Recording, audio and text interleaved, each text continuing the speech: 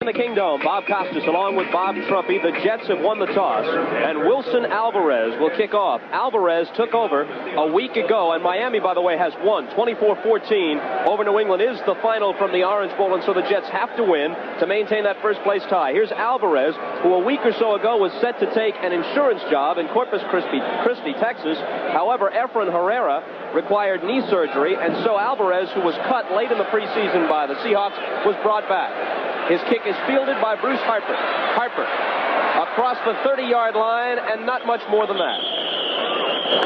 14 to play in the first quarter, and now Dave Craig and the Seahawks have their backs to the wall, but they have their 6-0 lead still.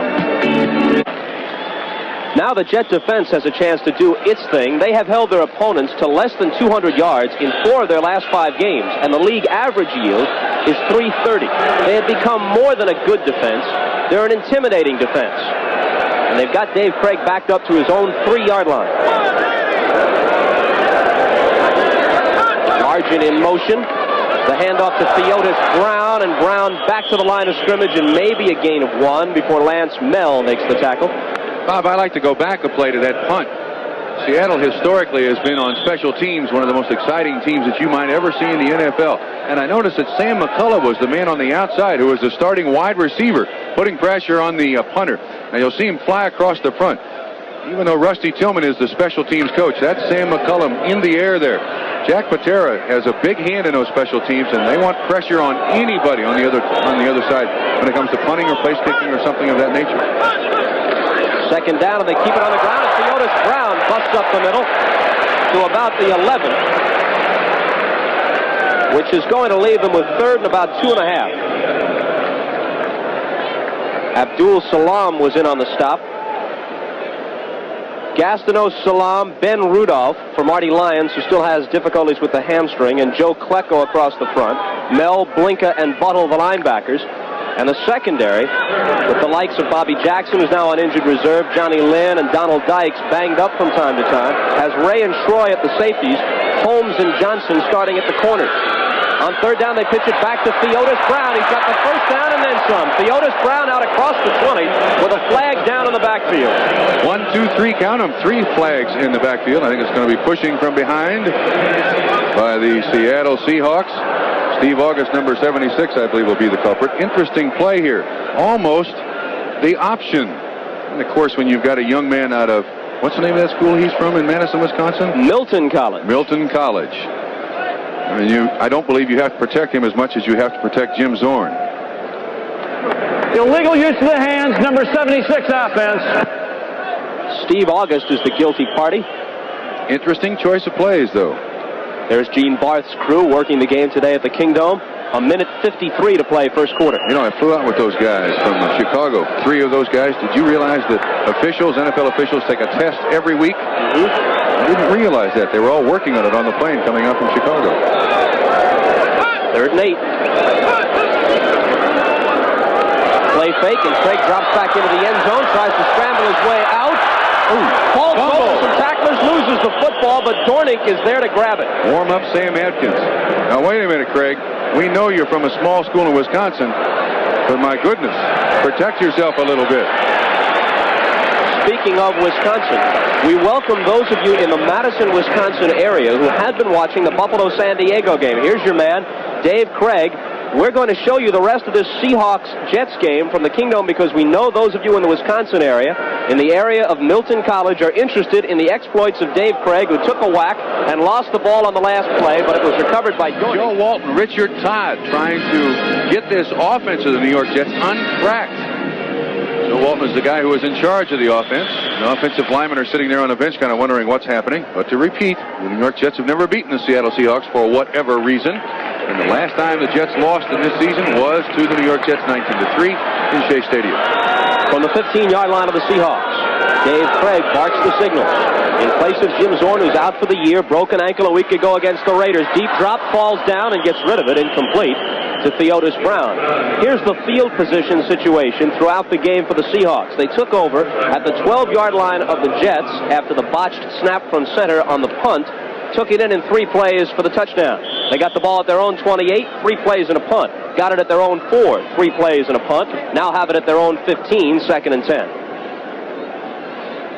That's Klecko pushing Ron Essink right into the foot of Dave Craig, and that's what knocks him down. So far, though, the Seahawks have done an excellent job of staying out of that New York sack exchange situation where it's third down and long yardage situation, and the defensive linemen just in their ears back. They pitch it back to Theodis Brown, and Brown for about 4 yards to the 19-yard line. Klecko makes the tackle, number 73. 3rd and 6, and now Gastineau, Klecko, and the rest can really tee off. Normally in a situation like this, too, with a defensive line like the Jets have, they're the ones who control the emotion, the attitude of the football team. If they can right now start to really take hold of the line of scrimmage defensively, they're going to have a great effect on the outcome of this football game. 54 sacks for the season for New York. 9 better than the second best total in the league. Best total in the league, which belongs to Oakland with 45. The NFL record is 67, held by the Oakland Raiders in 1960.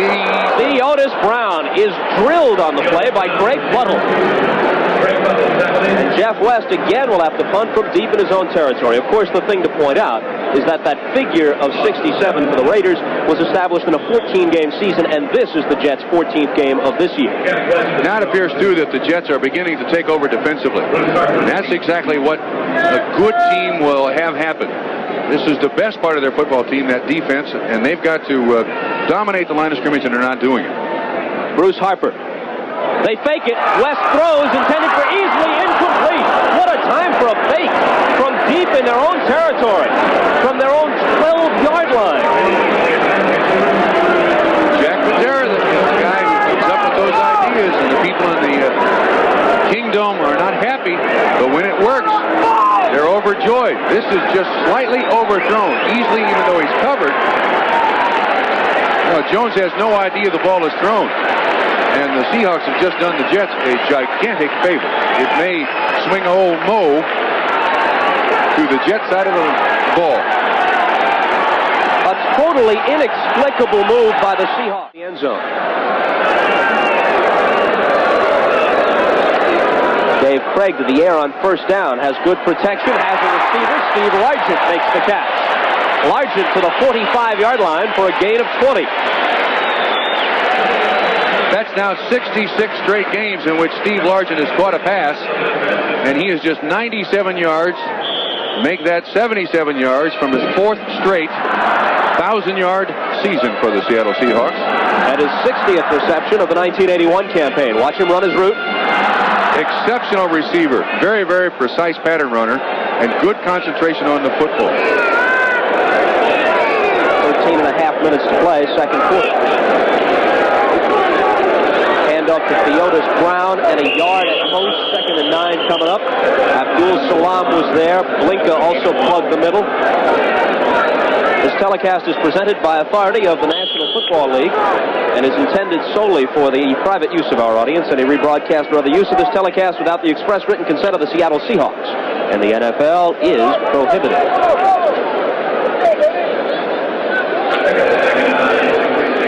Second and 9 from the Seahawk 46.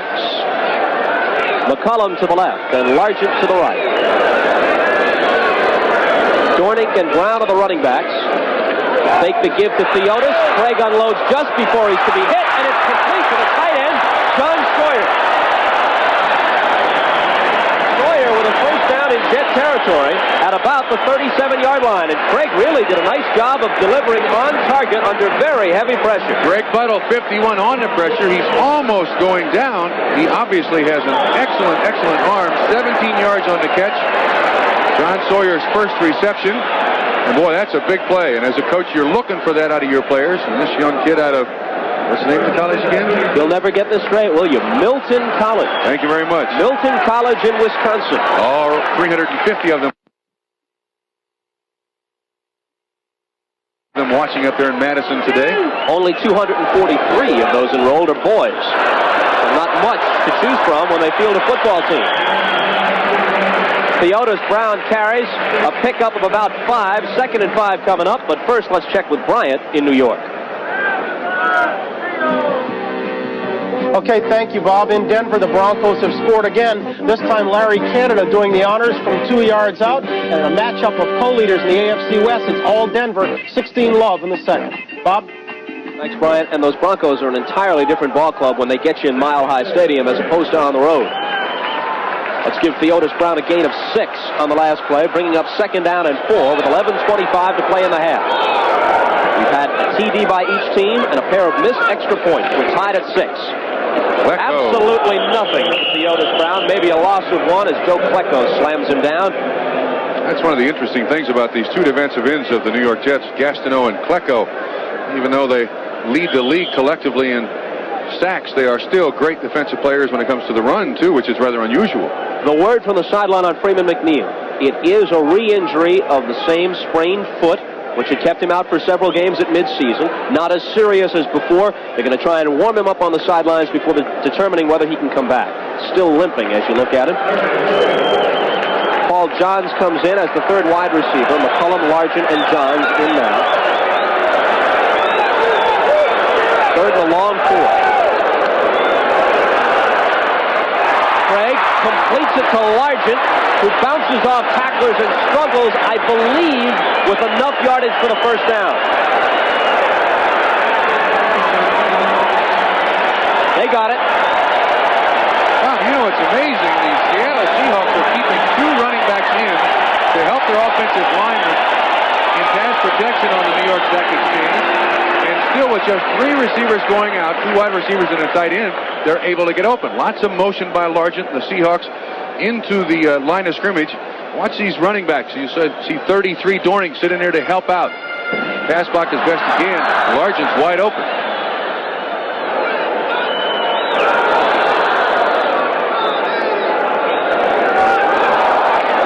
Dave Craig with a first down handoff to Theodis Brown. They get only about a yard. Craig was not a draft choice of the Seahawks. He was signed as a free agent after the draft a couple of years ago.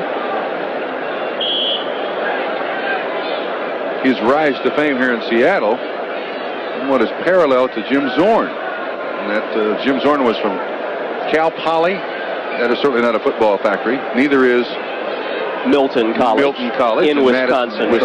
You got it. The Seahawks have had one other player, oddly enough, from tiny Milton College on their roster. His name was Dave Craveld, and unfortunately for him, he was the 12th man on the field in that famous overtime game against Denver a couple of years ago. The pass complete with a flag down. McCullum, who caught the touchdown pass earlier, makes this reception. But let's see what the officials will decide. Got a clip. Foul. I wonder what that is. Maybe a head slap or something. No, I can't imagine what that would be against the offense. We'll find out. Mr. Barth will tell us, will he not? 15 yards. It's a real no-no.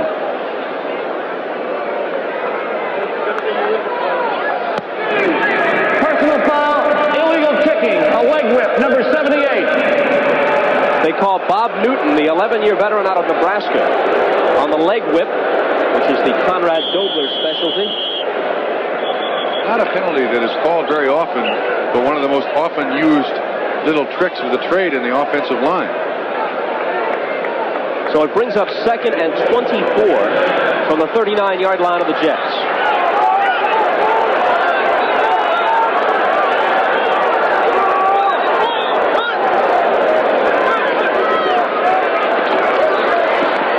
With protection. And with an interception. And I'll tell you what, I thought Lance Mel popped his knee. Mel is okay, and he's got the INT.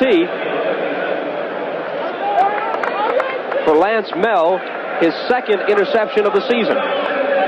Goodness gracious, I thought for sure he hurt himself badly. Watch when he catches this ball out. Look at that. Boy, oh boy, he's going to have a sore foot or a sore ankle or something. But nevertheless, the interception.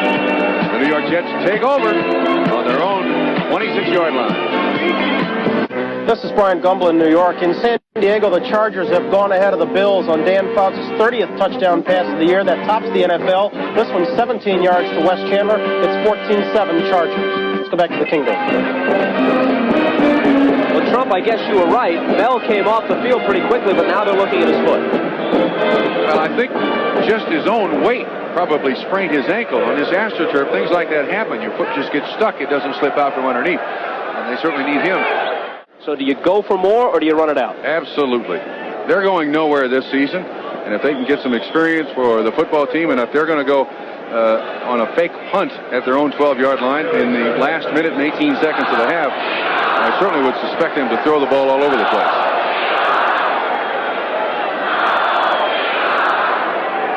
And Jack Patera agrees as Craig drops back, swings it out to David Hughes, and the rookie from Boise State gets 6 yards, maybe 7 on the first down play. Clock continues to run, moving down toward a minute. The New York Sack Exchange still without a sack today.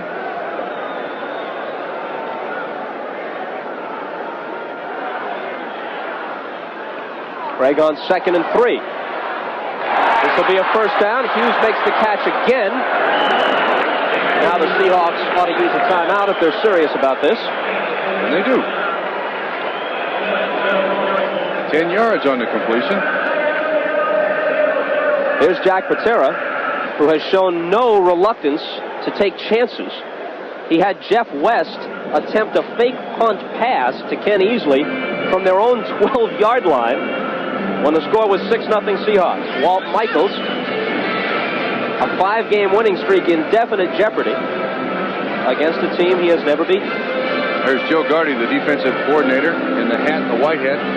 Billy Baird, former defensive back for the New York Jets. I imagine Mr. Michaels is very, very upset. They came out to the West Coast a day early, left on Friday so that they could become acclimated to this time zone. And you would expect a better performance of the New York Jets if you're Walt Michaels in the first half of this game so far, Bob.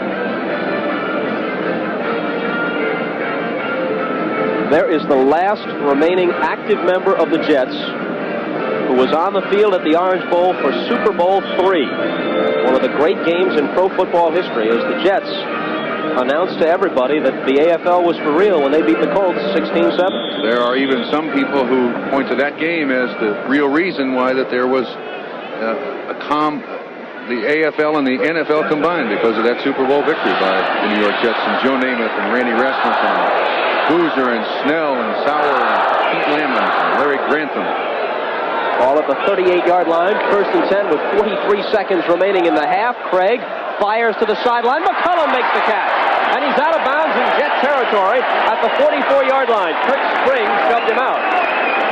The Seahawks have just about done what they've wanted to all day long offensively. In this first half, 19 yards on that catch. Look at the protection that Craig gets. I wonder if the New York Jets defense coming into this game thinking, well, Zorn's not playing, this guy can't be too much. And also, before I get too heavy on the New York Jets defense, I don't imagine they've seen Craig throw the ball 12 or 15 times prior to this game. You don't know how the guy can play. You have no indication whatsoever. Dave Craig, no NFL player is from a smaller school enrollment-wise than Craig from Milton College, where he played under head coach and athletic director Rudy Gadini. There's the first sack of the day for the New York Sack Exchange. Gastineau was there, and Kenny Neal helped him, number 77, the 55th New York sack of the year. Good pressure, Gastineau on Steve August. Kenny Neal is there first, and it's just finally the Jets defensive line able to get to Craig. If you want to focus on the magnitude of what Gastineau and Klecko have accomplished individually this year, they're each closing in on 20 sacks for the season. Gastineau had 17.5 before that play, and perhaps he'll get a half sack, so let's put him at 18. Klecko also at 18. Klecko and Gastineau combined have more sacks just between the two of them than 23 other teams combined in the NFL. And besides Klecko and Gastineau, prior to today's game, only one other individual was in double figures in sacks. That's Fred Dean of the 49ers, who had 10.5 before today's game with Cincinnati, and perhaps he added to it at Riverfront Stadium today. If you give that a half a sack to Gastineau, too, then he and Klecko are both one sack away from a Jet Club record, which is 19 held by Jerry Philbin. Said, I believe, back in 1968. That was a defensive line that I, unfortunately, that was my rookie season. You talk about a busy day. 2nd and 8. Playing against Verlin Biggs, Jerry Philbin, John Elliott, Carl McAdams. They can make you change your mind about the professional football. Seahawks now have one timeout remaining. It's second and 18. Back on their 48. Craig rolls out of trouble, still being chased by Abdul Salam, and it's intercepted. Picked off by Kirk Springs, the nickelback, number 45. Well, now the Jets, with two timeouts of their own remaining, could patch together a couple of plays and get within range for Pat Leahy. Inexperience on Craig's part leads to that interception. Quick update here from Bryant Gumbel in New York. Okay, Bob, in San Diego, the Chargers have broken a 14-all tie. The job being done. Dan Fouts to Kellen Winslow. No, he did not step out of bounds. Instead, he goes 67 yards for the score. And with 55 seconds remaining in the first half, it's 21-14 Chargers. Bob? Okay, Bryant, for Kirk Springs, that was his second interception of the year. Right into his breadbasket. Seahawks, 13. Jets, 9. Welcome back to our NFL 81 studios in New York. I'm Bryant Gumbel. Since we're aware some of you may have had to break away for local news, let's get you caught up on the events of Sunday 14. Miami beat New England 24-14. Big effort here by Eddie Hill. It put the Dolphins out in front to stay. Broke a 14-all deadlock. Miami goes to 9-4-1. The Patriots suffer their 12th loss of the year. It was a meeting of the powers in Cincinnati. 49ers going against the Bengals. The 49ers won out the final in the ball game 21-3. Meanwhile, out in Washington, Dick Vermeil's club was leading 13-9 in the fourth period. Vermeil wanted a timeout. Ron Jaworski didn't see him. Too bad for the Eagles. Jaworski put it up for grabs, and Monty Coleman stepped in, picked it up at the 48-yard line, ran right by a stunned Ron Jaworski at the 25 and took it in. Redskins a winner, 15-13. The Rams do not have a postseason date. That's news. First time it's happened in 9 years. They are out of the playoffs. They lost their fifth in a row today, lost it to the Giants, the Meadowlands. It was 7-7 when Leon Bright took this punt, ran it back 52 yards inside the Rams' 10-yard line. From there, Joe Danello made good on a field goal. The Giants beat the Rams 10-7. Not the best of days for Bud Grant of the Minnesota Vikings. Bud and the Vikes had some problems. They were leading 7-3 when Bob Avellini went up top and threw a 72-yard touchdown pass to Brian Baschnagel to put the Bears over the top. They beat the Vikings 10-9. And that puts the division that time forgot into a three-way tie, because at 7-7 are the Vikings, the Packers, and the Lions. The Packers made sure of that today by beating the Lions 31-17. Big ball game for Lynn Dickey. He completed 20 of 31 passes for 279 yards and 2 touchdowns. This one to Paul Kaufman. Final again was 31-17.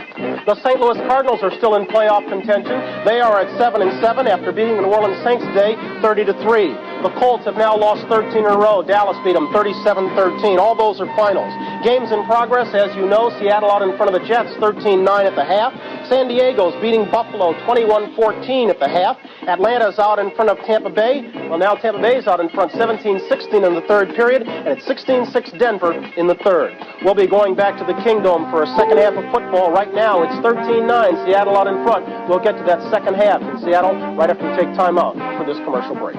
Okay, we're back at the Kingdome awaiting the second half kickoff. Bob Costas along with Bob Trumpy. The Seahawks will get the ball, and they have the lead at the end of 30 minutes, 13-9. Leahy to kick off.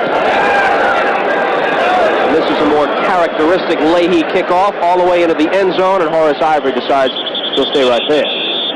Bob, some impressive stats for the Seattle Seahawks. Their young quarterback, even though it was his first start, he was 9 of 14 in the first half. He had 2 intercepted, but one was right at the end of the first half. That's not a bad performance by the young man from Milton College in Madison, Wisconsin. You got it, and a look again at the Seahawk lineup as we prepare to start the second half.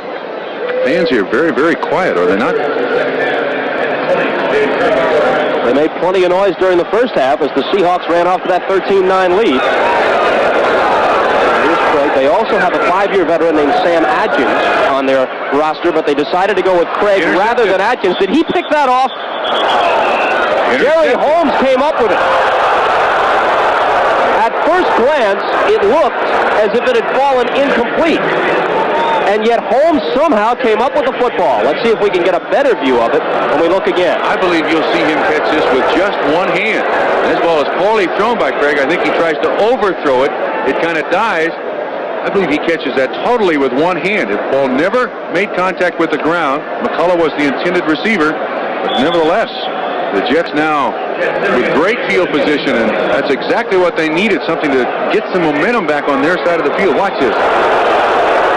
What happened was the ball was in McCullum's hand, and Holmes held onto it as he rolled over. Just took it right away. Stole it away. Absolutely. Kevin Long carries and gets about 2 on first down. That was the 3rd Jet interception of this game and the first for Holmes this year. That's exactly what the Jets need, a big play out of someone. You can see questionable as to whether or not it hit the ground, but the official on the other side of that play made the call, and it's Jets ball.